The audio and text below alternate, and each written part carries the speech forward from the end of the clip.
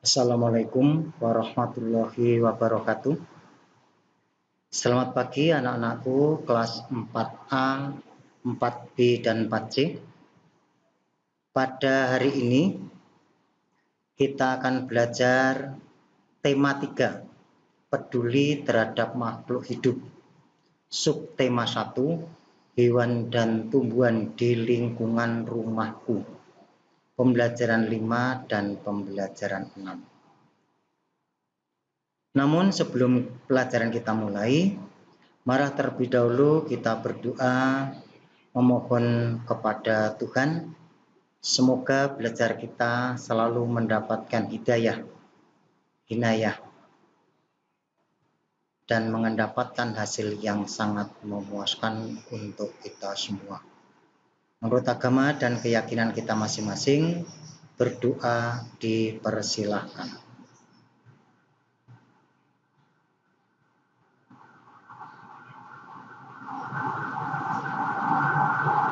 Berdoa selesai.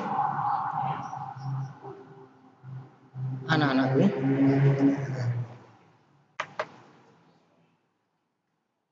hari ini kita akan belajar pembelajaran 5. Kamu sebelumnya telah belajar tentang padi. Tahukah kamu bahwa jenis tanaman yang berbeda mempunyai tempat yang berbeda untuk tumbuh? Ayo kita cari tahu. Nih, tanaman apa anak-anak? Iya, tanaman padi. Ini yang sebelah baru menanam padi, yang sebelah padi sudah menua, hampir dipanen. Di mana tempat hidupnya? Ya, padi ini ditanam di sawah. Meskipun padi juga bisa ditanam di ladang, yang namanya padi gogo. Kalau ini padi yang ditanam di sawah. Ada beberapa jenis yang bisa ditanam di sawah, antara lain padi, ada jenis macam-macam sayuran. Bagaimana kalau jagung? Bisa ditanam di sawah? Bisa, tetapi sawahnya tidak terendam air seperti tanaman padi. Jagung bisa, kedelai bisa, kacang bisa, sayuran sawi bisa, kubis bisa, atau kol itu, bawang bisa, tetapi beda cara nanamnya dengan tanaman padi. Ini tanaman padi. Ada juga tanaman yang ditanam di ladang. Kalau petani yang ada di dataran tinggi yang tidak ada mata airnya, itu tanamannya ada di ladang. Tanamannya apa? Ya ada padi, ada jagung, ada kedelai, yang biasa disebut tanaman tumpang sari, berbagai macam tanaman. Ada pohon, nah itu ada di ladang itu. Jadi ada yang ditanam di sawah, ada yang ditanam di ladang. Bermacam-macam itu tanaman pangan yang dikembangkan oleh para petani. Selain itu, ya, ini ada tanaman teh. Siapa yang pernah pergi ke kebun teh? Ya, ini bibit teh. Itu seorang ibu-ibu sedang memetik daun teh. Teh ini ditanam di dataran tinggi yang udaranya sejuk, juga banyak curah hujan. Itu tanaman teh yang dipetik daunnya dibuat untuk minuman teh. Anak-anak suka minum teh? Ya, itu minuman itu asalnya dari ini pohonnya, yang diambil daunnya, ditanam di dataran tinggi. Selain teh, ada juga yang ditanam di dataran tinggi yang cocok.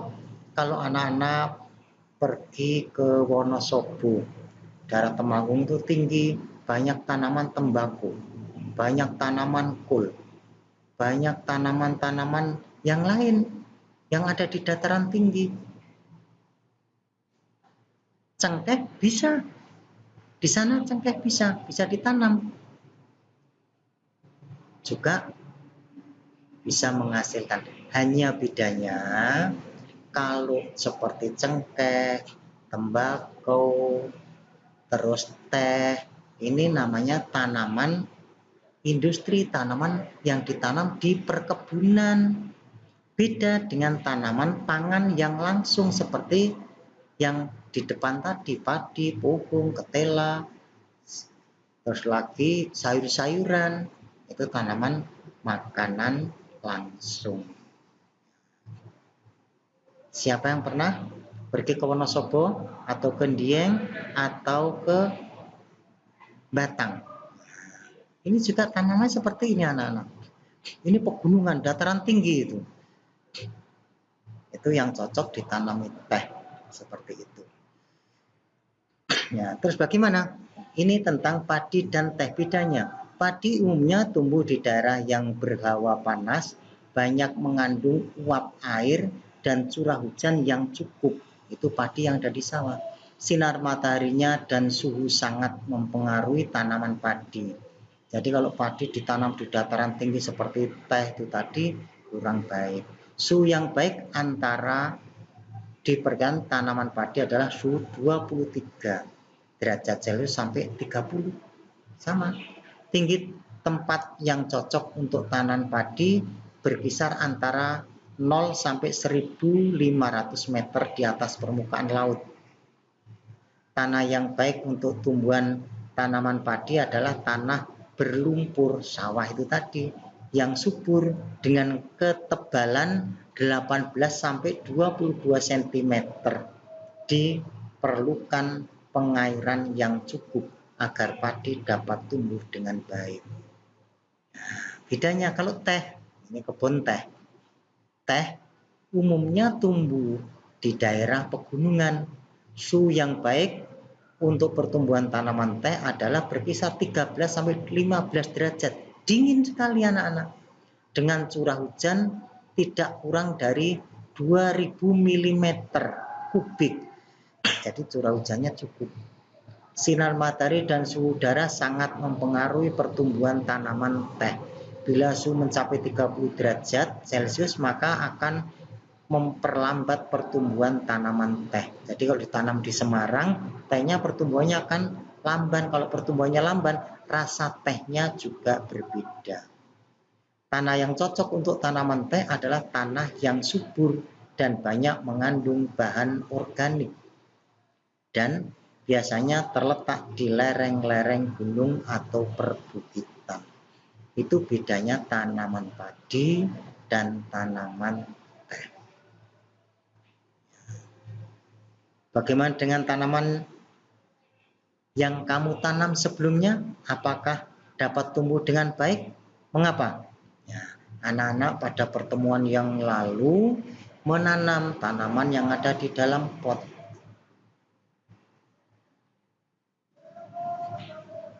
Tentunya akan berbeda yang selalu terawat dan tidak terawat. Maka tanaman ini kebutuhannya sama dengan manusia. Manusia butuh makan, tanaman juga butuh makan. Manusia butuh air, tanaman juga sama. Kalau tanaman tidak dirawat, sama seperti kamu tidak dirawat, ya tidak akan tumbuh dengan baik. Gimana tumbuhan di sekitar kita? Memberi banyak manfaat bagi manusia? Ya, tanaman tadi selain untuk makanan, tumbuhan juga bisa dapat dimanfaatkan untuk karya seni, seperti karya seni kolase yang telah kamu buat pada pertemuan yang lalu. Mengapa kolase dikatakan memanfaatkan tanaman? Ya, kita lihat saja. Nah ini kolase, ini sembarang nama ini. Kelasnya juga sembarangan ini. Ini gambar kuda. Apa yang ditempelkan di kuda? Ada jagung, ada kacang, ada macam-macam biji-bijian itu. Di bawah kupu-kupu. Ini kolase. Kolase itu gambar yang sudah sketsa dulu, tuh ditempeli. Ini namanya kolase. Maka dikatakan kolase memanfaatkan tumbuhan karena yang ditempel adalah biji-bijian, ya, itu kolase. Kalau yang lain itu kita pelajari pada lain waktu. Ini yang kita bahas di sini kaitannya dengan tanaman. Masih ingat bagaimana membuat pertanyaan yang baik untuk wawancara? Nah, sekarang kita ganti. Belajar bahasa. Anda, anak-anak, pernah diajari untuk membuat pertanyaan untuk wawancara. Wawancaranya dengan siapa? Bisa wawancaranya dengan profesional, dokter, guru, atau bisa dengan tukang cukur, bisa dengan pedagang, bisa dengan orang tua. Maka pertanyaannya akan berbeda. Sebelumnya kamu telah belajar bagaimana membuat pertanyaan yang baik untuk wawancara. Kemudian kamu juga telah menyortir pertanyaan tersebut. Buat dulu daftar pertanyaan. Yang akan ditanya siapa? Pedagang kaki lima. Tentunya beda dengan pertanyaan yang akan diberikan oleh pedagang besar. Pertanyaan akan disampaikan pada siapa? Kepada tukang cukur, akan beda dengan pedagang sayur. Maka sebelum melakukan wawancara, dibuat terlebih dahulu pertanyaan. Bagaimana prosedurnya? Nah ini. Sebelum melakukan wawancara, buat janji dan minta kesediaan narasumber untuk diwawancarai. Jadi kalian datang dulu dengan narasumber yang akan diwawancari siapa? Pedagang kah? Dokter kah? Guru kah? Tukang cukur kah? Atau yang lain? Tunjukkan kesan yang baik, misalnya datang tepat waktu. Jadi kalian kalau mau melakukan wawancara ya datangnya tepat waktu. Datang untuk persetujuan juga dengan bahasa yang baik, berpakaian yang baik, berbicara dan bersikap yang santun, menyiapkan daftar pertanyaan yang sesuai dengan pokok permasalahan. Permasalahannya apa? Pertanyaan yang baik mengandung unsur adik Simba. Apa itu? Apa, di mana, kapan, siapa, mengapa, bagaimana. Apa yang ditanyakan? Di mana tempatnya? Kapan? Dengan siapa? Mengapa? Bagaimana? Urut-urutannya itu.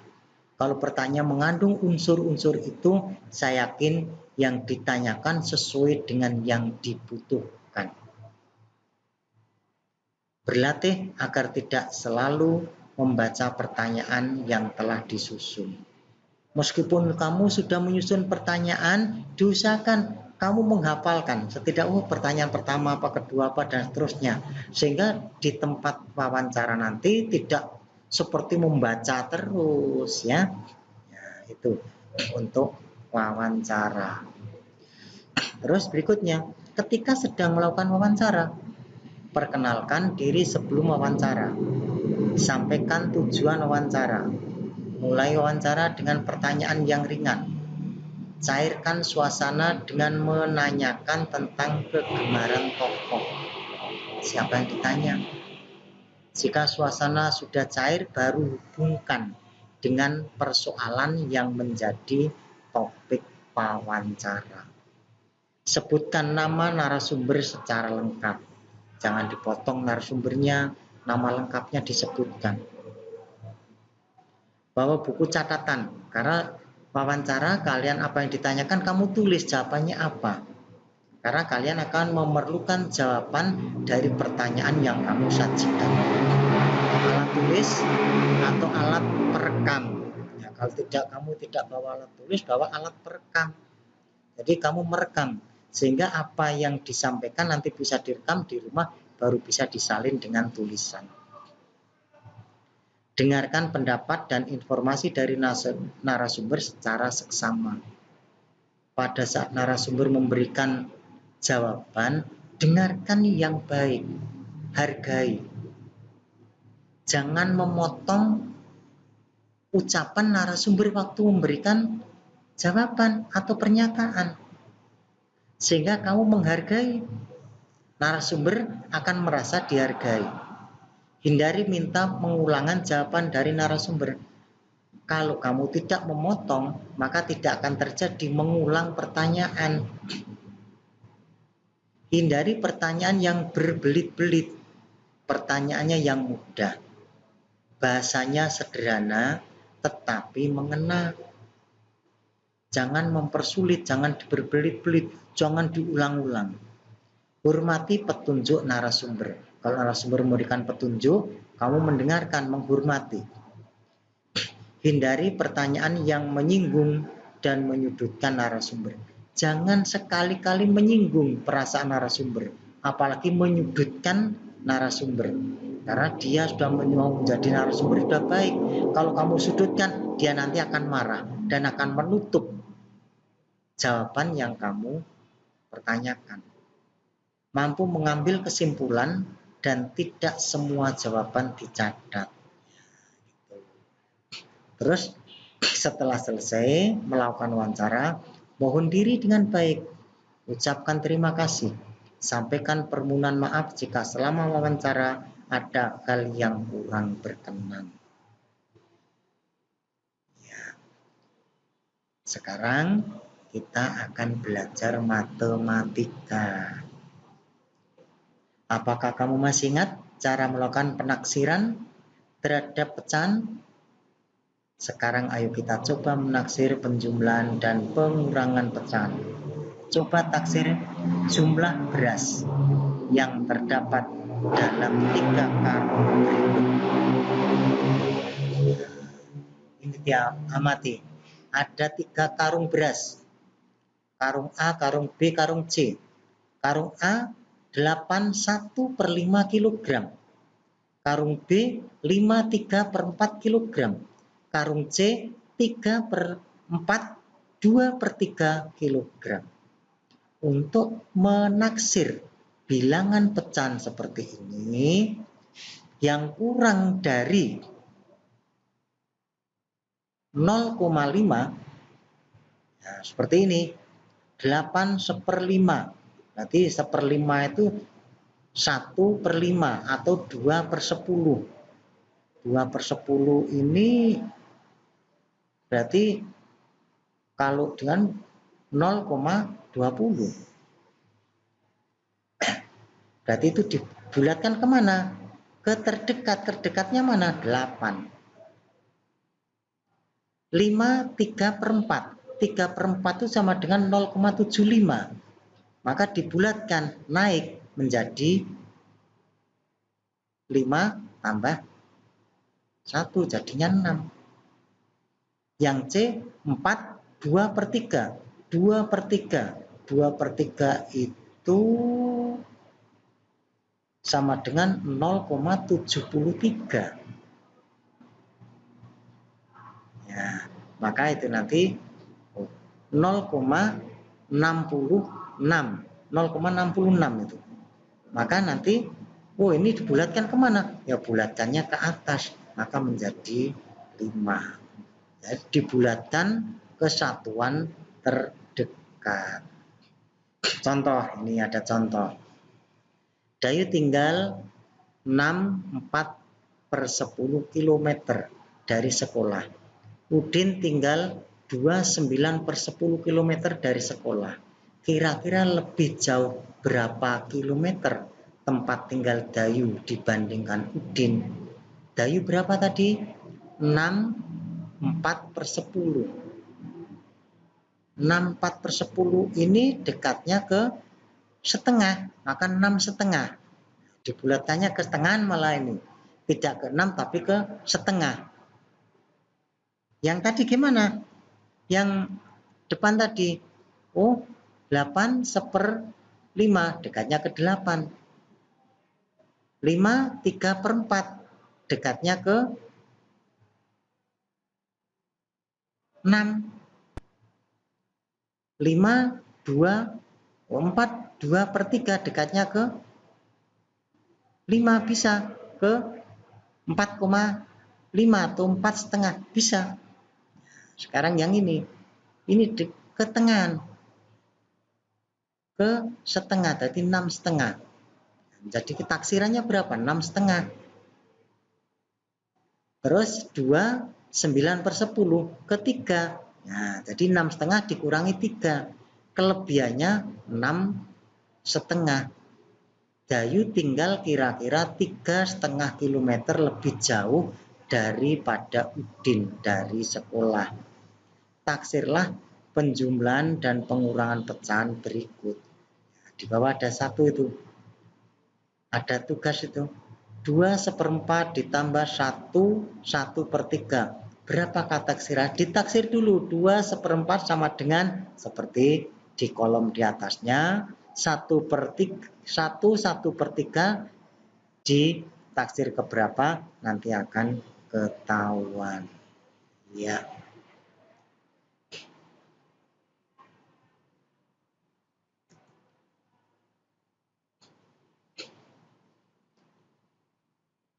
Anak-anakku, sekian, sampai ketemu pada pembelajaran berikutnya. Selamat belajar, jangan lupa jaga kesehatan. Wassalamualaikum warahmatullahi wabarakatuh.